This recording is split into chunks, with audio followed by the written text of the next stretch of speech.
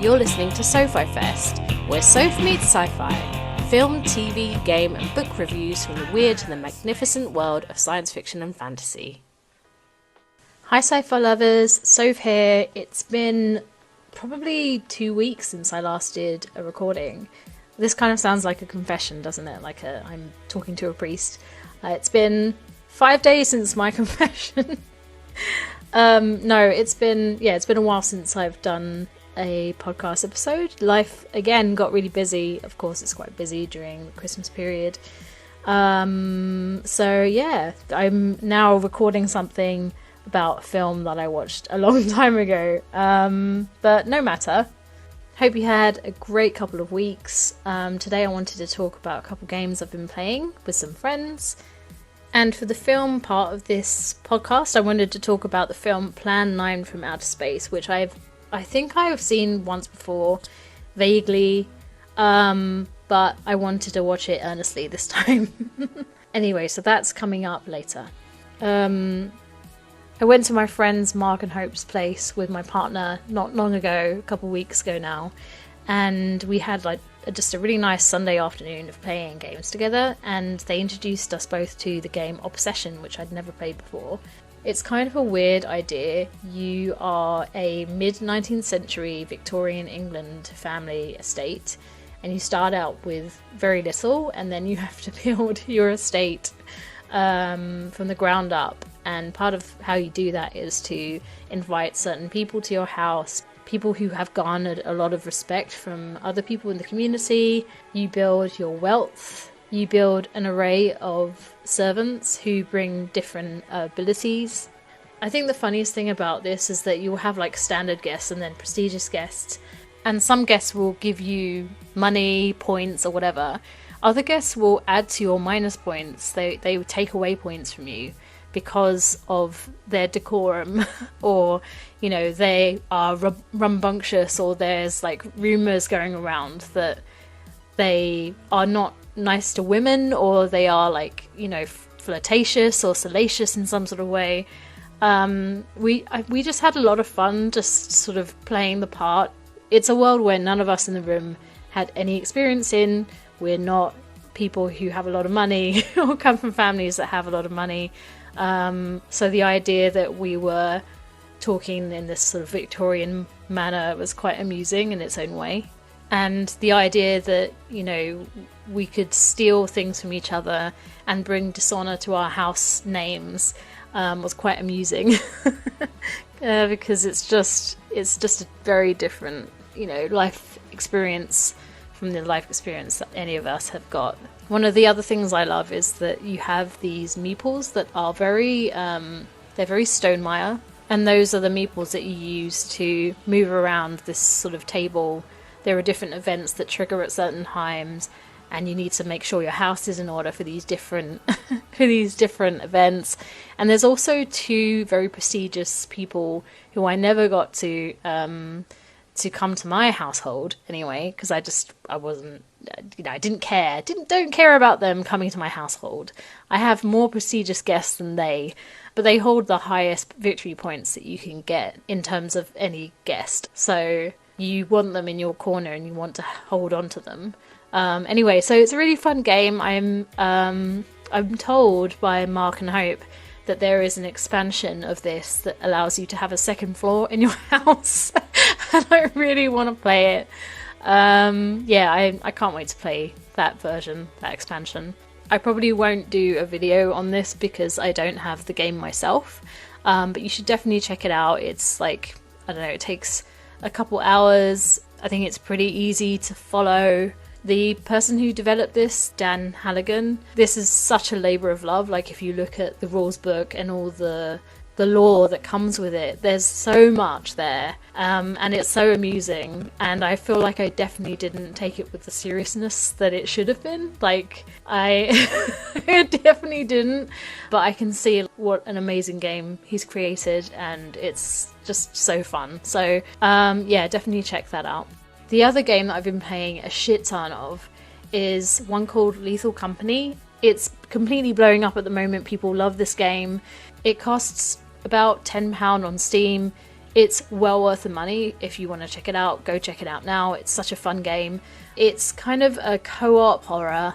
You can play at the moment up to 4 people, but there's an extension you can add which will allow you to have more players, which is called More Company. So maybe Google that if you're interested in playing with more than just like 4 people in a team. But the idea is that you play someone who is working for this company, this like unusual company, this faceless company. You have a certain amount of days to get a quota. You have to collect various items on, I think they're moons.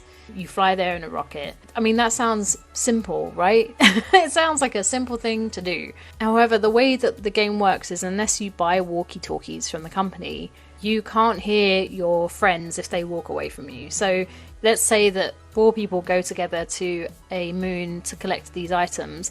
As soon as you get too far away from them, you can't hear what's happening to them. And there are certain monsters that spawn around this map that will take you down with hilarious consequences. And I think that the producer, like the people who created this game, were not anticipating that it would not have just this much reach. I might be misspeaking when I say this, but I think it's got the highest amount of consecutive plays at the moment, higher than like Call of Duty supposedly. And I haven't checked the statistics, so don't quote me on that, and if I'm wrong, I'm wrong, but I got that from TikTok, so it must be correct. And well deserved, to be honest. It's a really fun game. The monsters look, I mean, they're sort of pixelated, they look really silly, and they're kind of shit in terms of how they look, but they're no less terrifying. I've had so much fun. I have nearly wet my pants just like laughing hysterically at this game. So I'm gonna do some videos on it in the coming weeks, just like talking about my experience playing it and showing some of the funnier moments, so look out for that. So film wise, I wanted to go back to this list that I had been holding on to of classic sci-fi films, like top 100 sci-fi films that you should watch. And one that's been on there a while, which I haven't looked at really, is one called Plan 9 from Outer Space. And it has like a cult following, and I can see why. But I think it's really hard to look at old films like this is from 1959.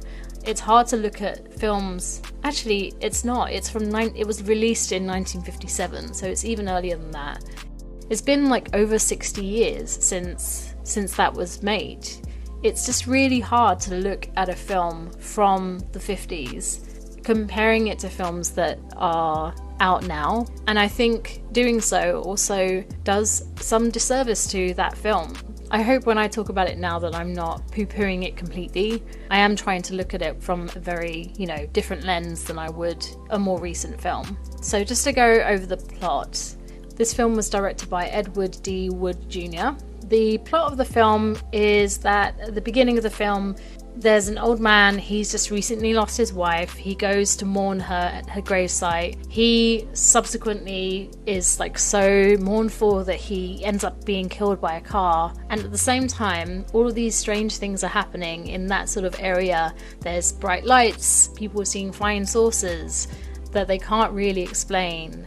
There's an inspector called Daniel Clay who goes to that sort of area to try to investigate what is going on, and at the same time there's like tales of people being followed by these strange sort of zombie-like people which turn out to be the old man and his wife who had recently died. Later you realize that it's the aliens that are controlling these people. There's kind of a weird thing in the way that they look. Like, they are zombies, they've been reanimated, but the way that they look is very like early horror. So they look like a typical vampire would look. And there's a point when one of the zombie things is stalking someone and he puts his cape up to his face and walks along like he is Count Dracula. And the wife as well has this very sort of femme vampiric sort of look. So it turns out there are aliens, and there's a specific reason why these aliens are doing this. They are responsible for reanimating these people, and it's part of their Plan 9 of resurrecting recently deceased humans.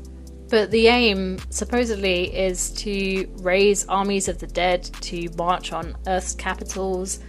I don't really know how that gets them to their ultimate aim, which is to bring awareness to the fact that humans are fucking up the planet. That's what apparently the aliens have been trying to tell humans all along, and, you know, people in this film remark on that. Like, oh, you know, they weren't always like this. They weren't always a threat. I don't know, it struck me as just really strange that that would be the logical extension. Like, that would be what they thought was a good idea. These aliens who are supposedly more advanced than we are, that's the way they get our attention, because obviously nothing has worked previously. I don't really understand that logic at all. It doesn't make any sense. Anyway, most of the film is really just scenes of people being stalked by weird creatures and people being scared by all of that. And then in the end, Eros, who I think is the leader of this like alien troop, tells humans that their weapons development will lead to discovery of a bomb that will explode sunlight particles and will set off a sort of chain reaction that would destroy the universe. I think there's like a tussle. I can't really remember now. I was kind of half watching it and half working. So there's like a tussle and the humans all manage to escape and the aliens sort of take off. The aliens take off. They are consumed by a fire, which kills them. The zombies that are left just decompose. On reflection of this film, I think it had a very bad reception. If I just look at the wiki page, and this is me quoting wiki, Plan 9 from Outer Space played on television in relative obscurity from 1961 until 1980, when authors Harry Medved and Michael Medved dubbed it the worst film ever made in their book The Golden Turkey Awards. It has since been called the epitome of so bad it's good cinema and gained a large cult following. I totally get why people are following it. Like, it's so bad that it's like humorous, and that's built this cult following, you know, in the same sense that people love watching The Room, an awful film as well. Despite how bad it is, people just enjoy it for how silly it is. And I don't know that people would have watched it and been frightened, but if I try to put a lens on it, like a lens of that sort of time, maybe they did watch that and they were so frightened by the way that, you know, the zombie people looked, and I'm sure that the CGI, which was more like practical effects of like the alien spaceship floating about, must have been quite frightful back in the day when there were no special effects. But obviously with a current lens, it's very difficult to take it very seriously.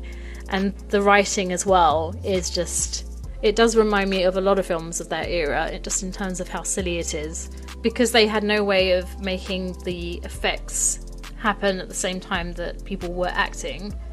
Obviously they would splice between the two, so you'd have like people reacting to something, pointing in the sky, facing the camera, and then you would have the effect, like, you know, something on a very obvious piece of string dangling, and then back to them pointing. And, you know, if you look at modern films, that all happens very quickly, or it happens on the same on the same screen, like at the same time.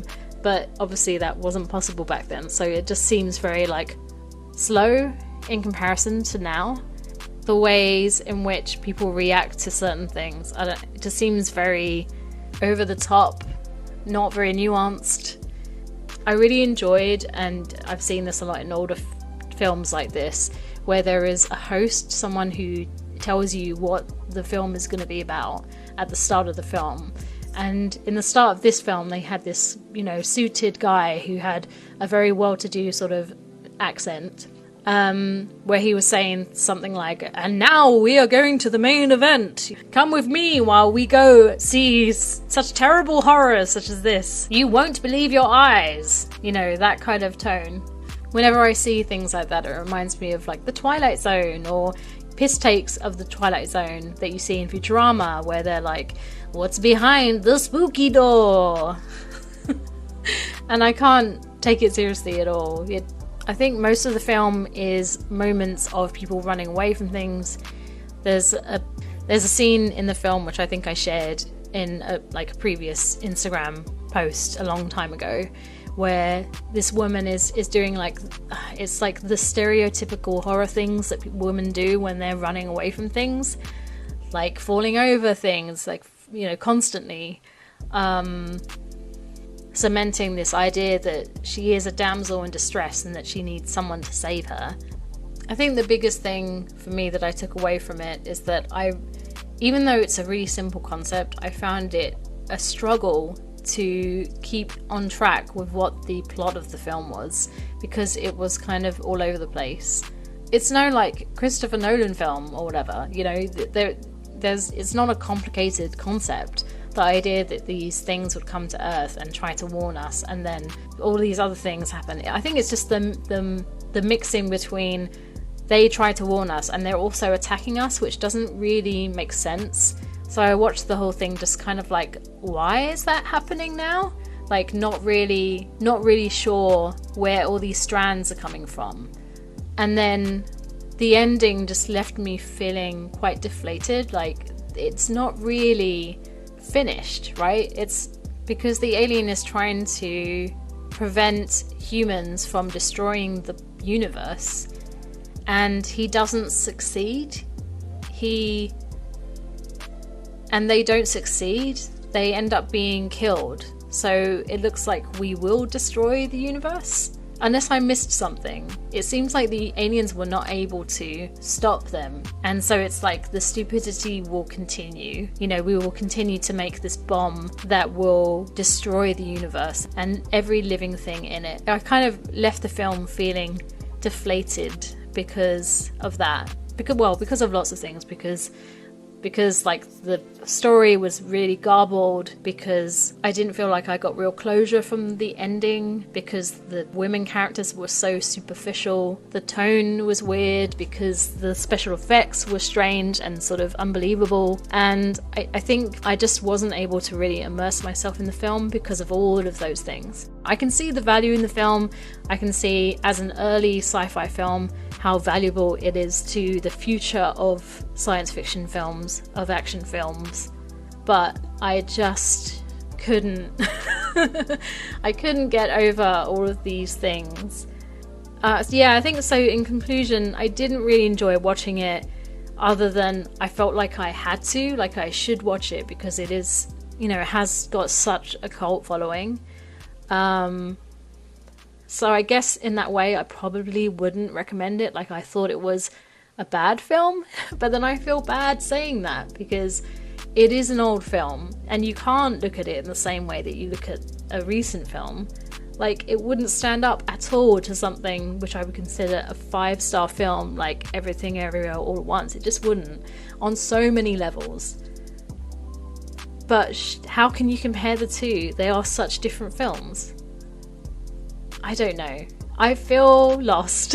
Having watched that, I feel completely lost. I'm just looking back at the films that I've watched. Would I compare this film in a positive way against, I don't know, any of the most recent films that I have done these podcasts on? In Time, how do you compare it against that? I think In Time, even though I thought In Time was a poor film, I still think that is a better film than Plan 9 from Outer Space, and I feel awful saying it. There is something so quirky and weird about Plan 9 from Outer Space that calls to me in a way that In Time doesn't. It's like if someone wrongs you or whatever, but they're really likable. You don't like that they wronged you, but you like them so much that you're willing to forgive so much, and I feel like that's how I feel about Plan 9 from Outer Space. I feel like I've been wronged by this film. Would I forgive it more than I would In Time? Yes. And I don't understand why. I do not understand it. And I don't think I will understand it. It's just a thing, I guess. Anyway, I'd love to hear what anyone else thinks about this film. One of the film critics said, "I genuinely love this film, and with complete conviction I believe everyone should see this. It's so bad that it's flawless." I feel like I've been wronged. I've been wronged watching this film. I will never get that time back, but everyone seems to love it. They think that it's so bad that it's great, and I'm like, what happened? I watched that and now I don't get any of that time back in my life. But I'm also not mad at the film for that. And it's a very strange thing to feel. That was Plan 9 from Outer Space. Yeah. So what have we got coming up? Yeah, so I'm going to be doing some, like I said, Lethal Company videos coming out soon, and a book of the month for like November, December. I need to share that with you. If you have any good film recommendations you want to tell me about, then hit me up, send a message. You can send it on this channel, on this medium, but I'm also on YouTube, I'm also on Instagram, I'm on TikTok, or you could just email me the old-fashioned way. If you want to find any of those links, they're on linktree.com/sci-fi-fest. So that's the podcast. I hope you enjoyed this episode. If you have like any perspective about the film or the games that I mentioned, would love to hear it. Please send me a message or an email. You have my deets. And yeah, I'll see you next time. Bye!